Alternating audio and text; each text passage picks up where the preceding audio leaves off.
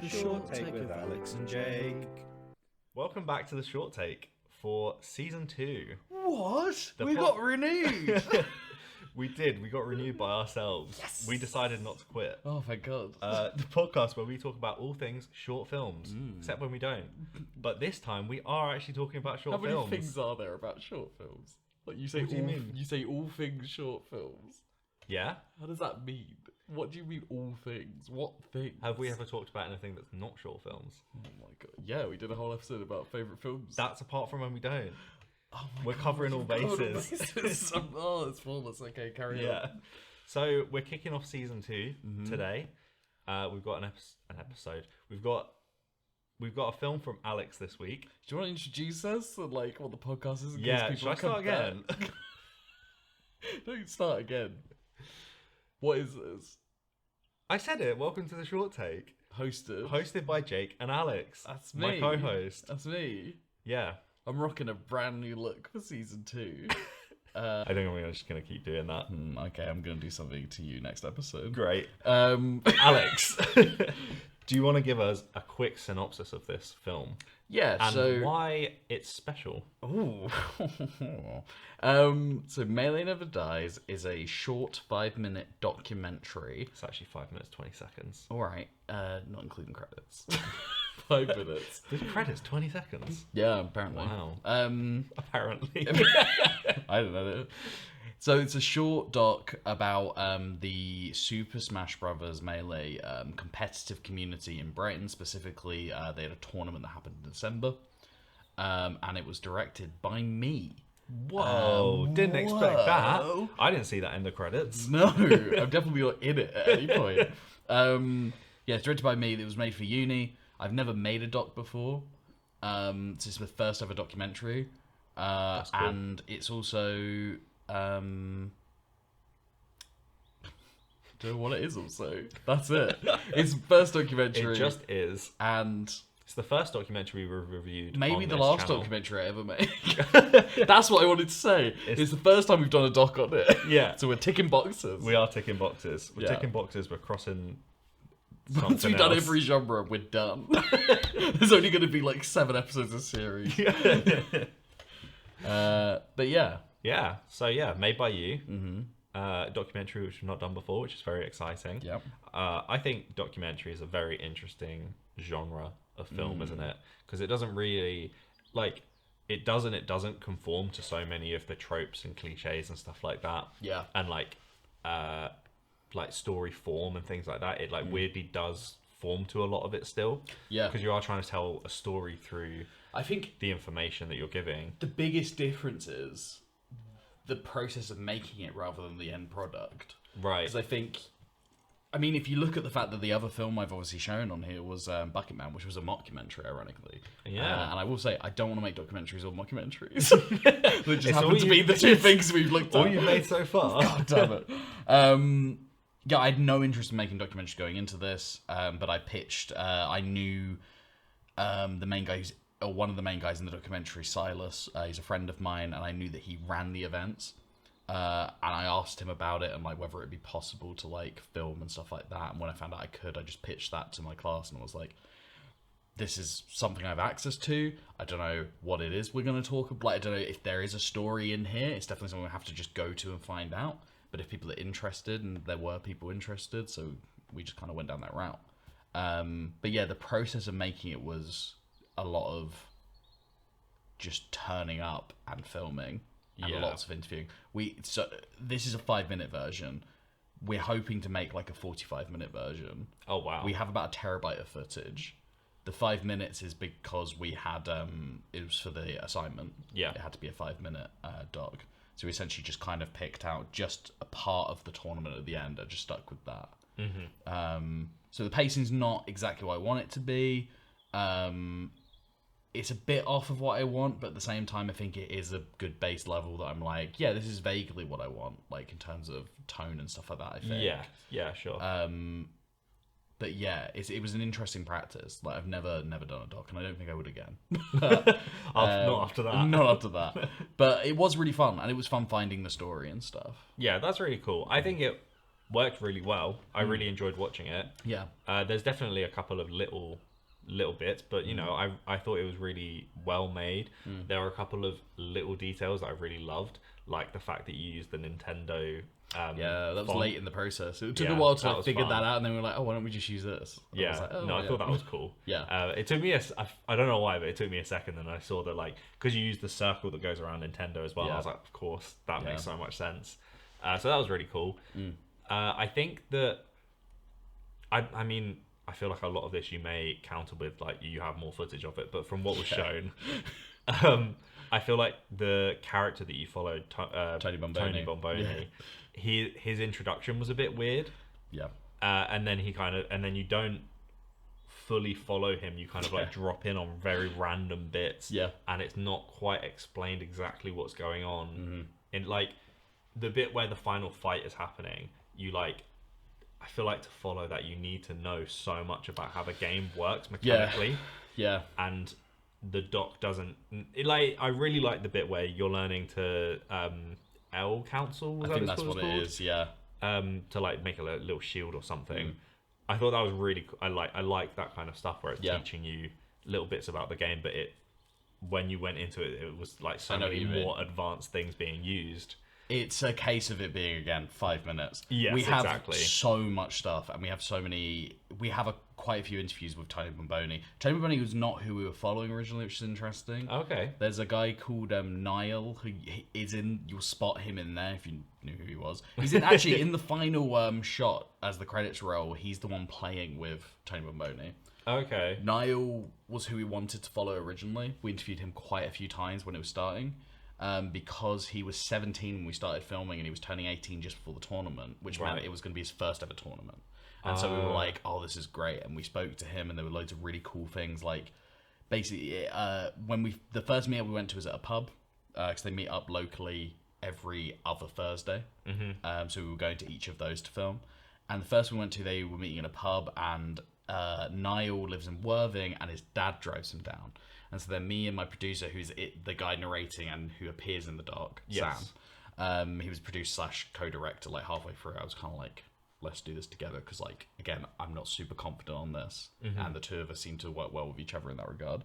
So Sam and me sat down with Niall's dad and spoke to him, and we were just like, oh yeah, you like drive Niall down every other Thursday apparently. What's that about? Like, can you like, is there a reason?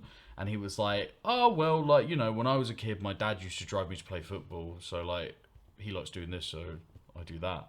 And we're like, oh, my God, it's perfect.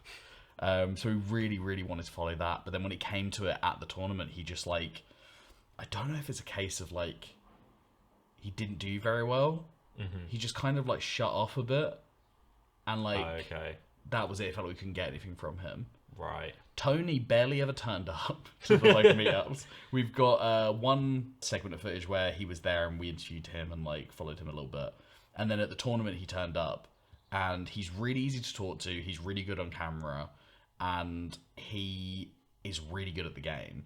And so it just kind of became a thing of like, yeah, we need to follow him. Like, it was just thinking on the fly, and it was like, just needs to be him. And the fact he did manage to get relatively far in the tournament really helped. But like, yeah, it was a weird one to be thrown off like that. It's like if you were writing a story or making a film, and then suddenly your main character was like, oh, I don't think I want to anymore. It's like, I'm going to go home. Pardon? So yeah, that's interesting. But no, that's such a unique issue to have. Yeah. With a documentary, like someone just deciding they don't want to do it anymore. It's a lot more stressful because it's not. I think something I've learned about myself from making stuff is that I'm quite a control freak, and it's why I think I'm a writer-director. So I'm like, no, I want to do them both. So like, when you're making a doc, you kind of have to let go of that, because you can plan as much as you want, but at the end of the day, until you're there and stuff's happening, anything could happen. Yeah. Do you know what I mean? Like, so it's really tough to like do, and I respect doc filmmakers for it. But I guess if there was an element of, once I started to find the story within it, and the more we spoke to people, we spoke to so many people like in the community, and it became so clear early on that, and I don't know how well this comes across in the 5 minutes, but our thing was basically that we realized, oh, all the people coming to these events and stuff, every single one of them when we spoke to them was like, oh yeah, I come here because like I have friends here now, and like I've made friends with people. Yeah. And so it's just a big social circle, and they all love playing the game. And there's one of the guys there who another person I'm friends with, Silas's roommate Will. He's really good at the game, like really good, and has like some of the best knowledge of the game in itself, like in terms of the technical stuff. Oh yeah. Like people come to him, like pros in the game, like come to him and ask him about stuff. He's a game developer himself, and he's really good at the game, but he doesn't really play competitively. And like speaking to him about it, he's like, yeah, no, like I don't know, I just like playing it. Yeah. And I think that's really interesting. Like, it's like if you were fucking amazing at football, and the Premier League came to you and like, do you want to play? For us, it's like, nah. I'm alright. I like playing football. But yeah, we wanted to talk about the community aspect of it and the idea of it being a sport and how it kind of feels like if you look back at old football, and it's like, before football became what it is now, it was like, oh, the people who play football were like your local village butcher and stuff like that. Like, it wasn't your job. Your job wasn't a football player. Yeah. It was, you played football for your town or city or whatever. Yeah, it's just and then you had a job because it was a fun sport. Yeah, and you could be good at it. It's a hobby that you want to do. Exactly. Because you enjoy it, yeah. And so it feels like that, because everyone playing obviously has a job. Like, everyone playing is doing this other stuff. Like, they can't just play Smash. But then, like, in America, it's huge, and people do just play Smash, and it's like a job. Yeah. But is that worse? Is it better that it's like this thing where people are just coming together and playing because they love it? And there is a competitive scene, and there's like prizes, but it's not anything you can like live off of. No, yeah. Like, is it better off staying low key? I think it was something really interesting that we kind of found as we went through. Yeah. No, that is such an interesting debate. Yeah, like it is. I guess that kind of brings the this whole ethos that's going around at the moment of like your side hustles and stuff like that. I feel like it's very similar to that. Like, do you make the thing that you love your job? Because then you'll end up hating it, and then, you'll have no hobbies left because it's your job. I think that is such an interesting thing, because I think esports specifically can be very stressful, can't it? And like, there's a lot of like burnout and like mental health stuff with that. Yeah, and it's a weird. There's a lot of weird stuff happening in the community and stuff. Like, our original take was, I pitched it like, oh, we could look at like the idea of the toxicity in the communities and stuff. But then actually, when we got there, we were like, oh, it's nothing like that. Yeah. Like, I know in general it probably is, but I also think that it's almost better to not look at that and like just focus on the community side of it, because then you're promoting that. Yeah, and I think a big angle of it for us, we were like, we don't want this to be for people who play Smash, because like we looked at other docs and stuff that people have made about Smash, and it's just like, we want this to be something where we're showing it to the world, not where we're showing it to other Smash players, because otherwise, what's the point? Yeah, Smash players know Smash. yeah. I think it is on the whole pretty accessible. I think, like, as someone who has never even picked up that game, I played the new one, but not Melee. See, the thing is, we have so much. Again, I hate you. We have so much like stuff that I'm excited to like get my hands on with the massive footage. Yeah. In terms of planning out what it will be, because like the title Melee Never Dies came from the fact that while interviewing Silas, he was like, "Oh, we asked him like, why are you playing Melee? Because obviously Melee's very old game, and there's a new one." And he said the problem is with the newer games, people will be playing it, and then they'll release a new one, and then that game dies and it's done. Yeah, these games, you just like, you'll get really good at them and they'll keep updating them, and that throws you off because then you have to learn new tactics. But Melee has always been the exact same game it is, and it has the most like freedom and stuff. And then said Melee never dies. Like, it's just like a thing in the community. It's like, yeah, this is the game that it's the way it is how it is. There is nothing that's going to happen to it. Yeah, like if you can discover stuff maybe still somehow, but like it won't really change anything. It is what it is. That's really cool. I like that. There's so many cool tidbits and stuff. And then we had a big thing happen during our filming, and we were losing our minds. We were like, this is great. But like basically there was a whole thing where there was a massive esports event in America, or a world tour that was to do with Smash, and it got taken down by Nintendo. Like, Nintendo basically, because Nintendo do not like people playing this game competitively. It's really interesting.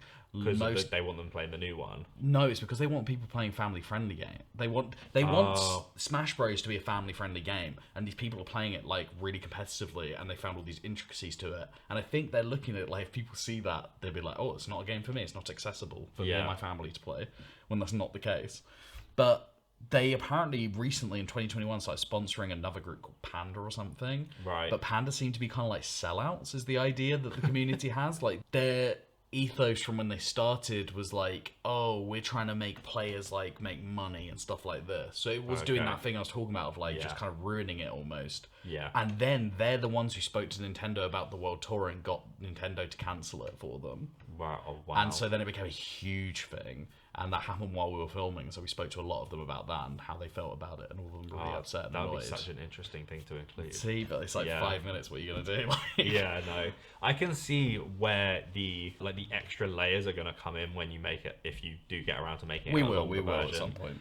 I think 5 minutes is tough. It's really we had tough. to really focus in, and we just had to decide on like certain things. And it was like we have to introduce the concept. We have to introduce Silas really quick, so we can introduce the idea of the event.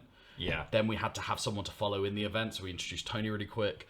Then we have introduce how the game kind of works. Then let's just explain how a tournament works. Let's show a bit of the tournament, and then it's over. And that's the 5 minutes. And that was severely cut as well. Like when we were going through it, we put that together and we were like, no, we need to cut it, we need to cut it, we need to cut it. So many tiny things. It was tough. Yeah. I'm very curious how the longer tough. edit will be. Yeah. Because then when you started talking about the meetups every Thursday, I was like, oh, why didn't you include that? And I'm like, well, there's no time. Yeah. Yeah, no, there's some really good footage from the meetups as well. We got a lot of we interviewed like loads of random players, some who turned up to the event, some who didn't. Yeah. We did them in pairs, and that really helped because they were just really bouncing off each other because they're friends and stuff. Yeah, that's and, fun. That's nice. Yeah, they was doing really. They met up in the One Up Cafe. In Hove. Yeah, which is a really fun little place. So that was a really cool place to film, and then let's film that, which was really lovely. The guy there's really cool. Yeah, no, it was a real experience, and it was stressful. It was very stressful. Yeah. But I am happy with what we've got, and I am happy with the 5-minute version for what it is. But yeah, I'm more excited to get on and like make it fully, I guess. Yeah. I just need to get my hands on the hard drive with all the footage on it. Yeah. And then I can sit and kind of just sift go through and see, essentially, like you said to me when we finished it, like, how do you write it? Yeah. And it's just literally you just have to kind of sit through some of the footage and be like, okay, I know I have this. And it's like a puzzle. It's essentially like when you're writing. It's like an editor's writing role, kind of. It is. It's like we say, like editing is the final draft. Yeah. It's like, when you're writing, you have cue cards like with stuff on. It essentially is that. You have to just figure out what you have, and you're like, okay, I have this, and it's like, there. To be fair, I've kind of one of my films that I'm editing have been editing for the last 7 years. Classic. Yep. It's just a bunch of footage that me and my friends took when we were on holiday, and I'm trying to piece together. And I think I've got something, but yeah, I know what you mean. It's like it's a puzzle that there's not necessarily a correct solution to. It's like you just kind of figure something out. Yeah. And yeah, there is a level of fun to that. Oh, definitely. 100%. Yeah. I'm really looking forward to getting my hands on all of it and like just. I think it sounds really weird, but the thing I'm most excited to do is get it and then just name all the files and like order it. Like, because I'm like, so once satisfying. I've done that, I'm like, oh, I know I have this and I have this and I have this, and I'm like, ooh, I can just Yeah, like, it's so annoying when they're all called like MV 0002. Yeah. And like, I hate it. I love going through and changing it all. It's one of the best bits of editing. Classic. Yeah. Anyway, do you have anything else? No. I mean, No? I think that's all. Yeah, cool. Do you have any final, like, concluding thoughts? Don't make a doc. No, make a doc if you can. I think it's worth making a doc just for the experience of making a doc. Yeah, it was very interesting. Experience. And I think I'm excited now to make something, a short film that isn't a documentary, because it will be like, oh my god, this is so much less stressful. Like, I don't have to worry about anything. I'm like, it's almost like when you play a game on like really hard mode and then you take the difficulty down, and you're like, oh, this is great. This is fine. It's a Guitar Hero. Play it on really hard, and then you put it back to like medium, and suddenly medium is like piss easy because it feels really slow. And you're like, oh, great. Yeah, same as Mario Kart. Yeah, there you go. See? Yeah. Yeah. Any concluding thoughts from you? Yeah, I really enjoyed it for what it was. I think it got the story across like as well as it could have. Yeah. There were a couple of little things like introducing the character that you were following maybe a little bit earlier. Maybe you could have opened the documentary with a quote from him, but then maybe that detracts from the Melee Never Dies quote from Silas. I don't know.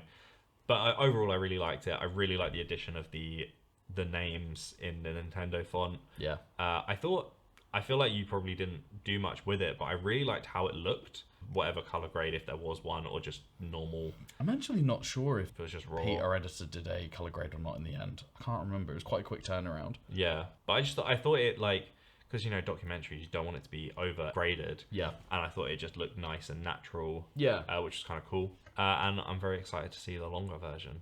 Me too. See what you can do with it. What's this? So we're gonna start a new segment. New season, new segment. Wait. That's crazy. New segment, did he?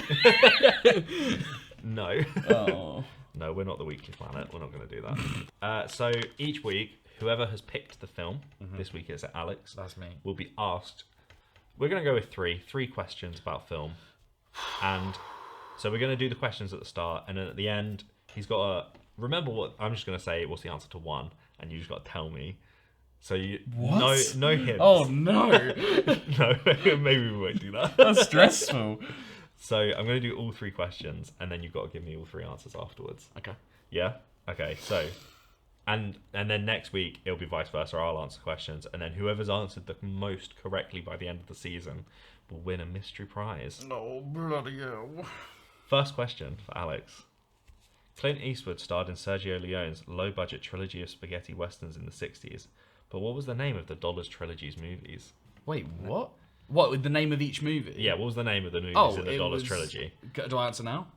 No. Next question. Okay. Which 90s movie had the tagline, "The legend had it coming"?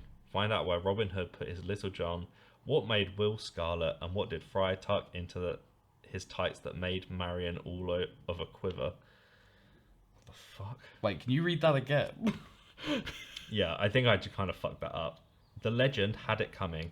Find out where Robin Hood put his Little John. What made Will scarlet? And what did Friar tuck into his tights that made Marion all of a quiver? What's the beginning question? What's the question? What is the movie that had the tagline? Did it have a year, did you say? 90s movie. 90s movie. Yeah. Okay, I think I might know that. Okay. Third question. Go on. In what 2021 movie did Benedict Cumberbatch play charismatic rancher Phil Burbank, who inspired fear and awe in those around him? Okay, I think I know all three of these. Okay. I think. Let me I go definitely back to know the two answers. of them. Answer to the first question? So the first question is Fistful of Dollars, A Few Dollars More, and The Good, the Bad, and the Ugly. In that exact order. Well done. The second question, I think... I'm trying to think of other films that would have come out. I can't think of anything else. Is it Men in Tights? Yeah, Robin Hood Men in Tights. Yes, I love that movie. That's Well such a done. weird thing for it. And the third one? It's Power of the Dog. Yeah, Yeah. it is. Woo! The Power of the Dog. Well done. 3 for 3. 3 for 3! 100%. Right. If you don't get to 100% next week, I know. you're fucked. I'm just going to say now I think you're going to win. I think you know more than me about films. To be fair, Robin Hood Men in Tights. So the Fistful of the Dollars trilogy, Yeah, whatever you Sergio call Leone. it, Yeah. I watched that a lot growing up. I had the box set. Yeah. And Men in Tights is one of my all-time I've never seen Men in favourite. Tights. It's so funny. I love Mel Brooks films, but Yeah. I like. I've also never seen The Power of the Dog. I knew it was that. I haven't seen Power of the Dog, but I knew it was yeah, that. because it's recent. I was reading about that actually the other day because I was just randomly like, "What is Power of the Dog about?" And I had a quick scan and I was like, "Oh, I don't want to read anymore. This sounds good." Very nice. Yeah. I don't think we've got anything else, do we? No. The That's outro ditty. Oh my god, do we need an outro? No, we're going to bin that. We're just doing an intro one.